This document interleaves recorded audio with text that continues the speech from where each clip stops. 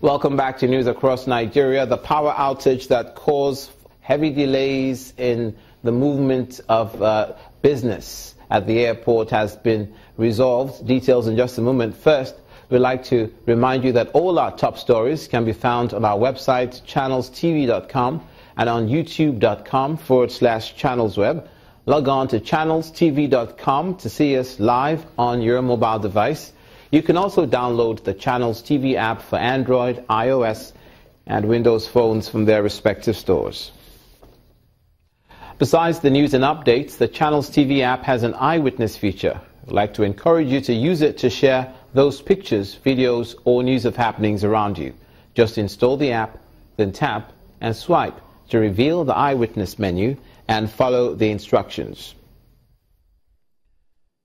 To the southwestern part of the country now and the aviation sector. As I was just telling you, the Federal Airports Authority of Nigeria have explained that the disruption of flight operations due to power outages at the Murtala Mohammed Airport, Lagos, has now been resolved.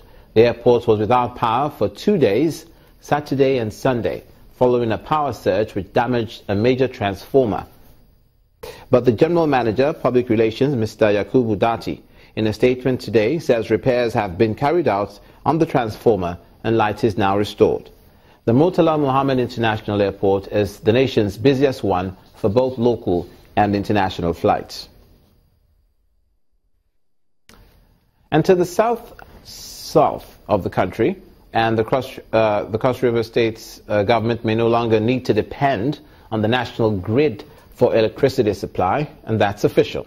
The governor, Professor Ben Ayade, who took delivery of the power plant equipment in Calabar, said the state has developed a new energy master plan which requires the upgrading of existing power plants in the state. Maliku local government is getting from the mini hydro coming up from the perennial water off the Obudokacho ranch. So if you look at the energy master plan for Cross River State, we have divided them into aliquots. Those that are stranded too far from gas and don't have water, we use roasting low fire. Those that are close to water source, like at Bokum, we use hydro. So give or take, 1 year from now, Cross River State will completely work a NEPA electricity line that is independent of what is happening in the nation. Because from what I have seen, we must deal with the issue of power if we must deal with the issue of investors coming in. Professor Ben Ayade, the Cross River State Governor.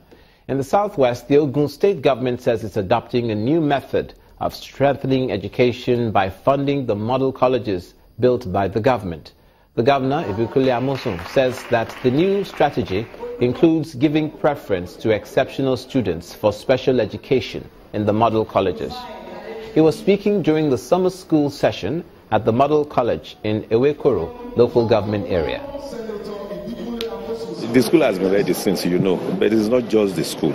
That is where probably people do not realize. When we say we are ready, we must be ready. Now we are ready, and that's what we are doing. Teachers are in place, all the other facilities, they are in place, because we can't have a school that will not be of Ogun standard. You see, they must be able to practice. All of those games must be there.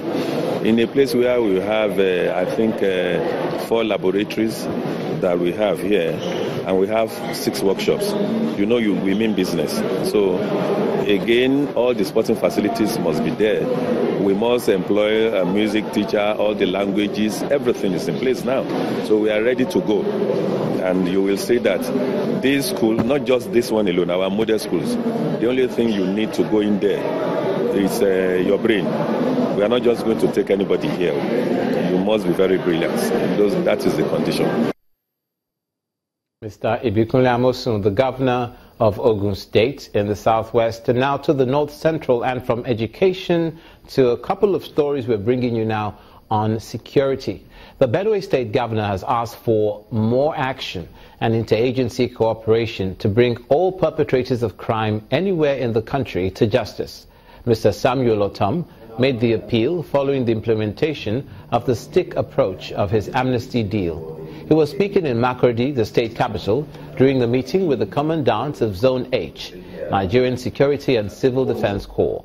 Zone H covers Benue, Taraba, Plateau, Nasarawa, and Kogi states.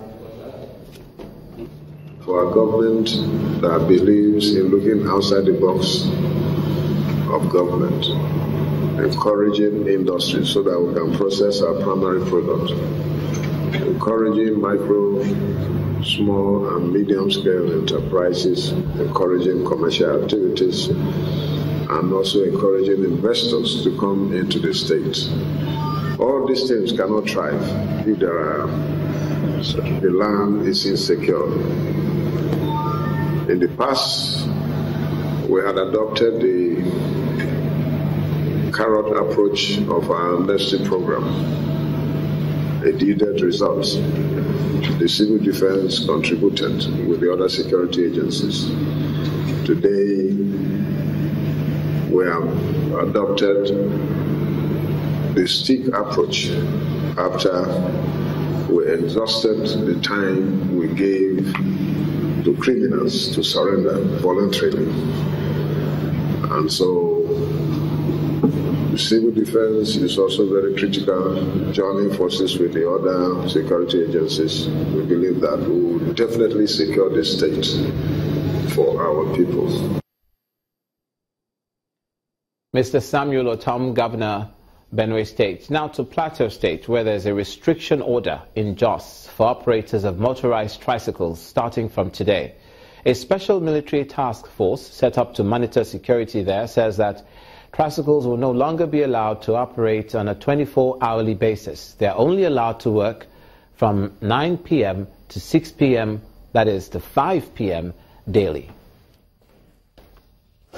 The central area of Jos, Plateau State, busy as ever. Vehicular movement as well as human traffic.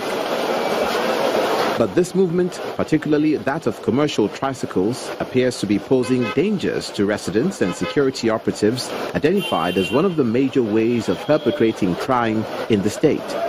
And to stem this, security operatives in Plateau State have been ordered to apprehend any tricycle operating outside the approved period by the authorities.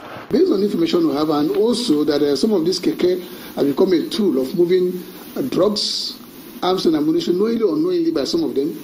So we decided to put a ban on this keke napep people from 9 p.m. to 5 a.m. in the morning. So once it's 9 p.m., we don't expect to see any keke on route in the plateau here, particularly in Jos Metropolis.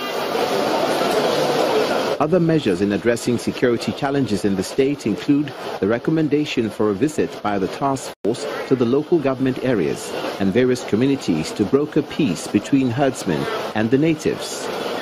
We've been able to go around all the local governments, the 17 local governments of Plateau States, where we deploy troops.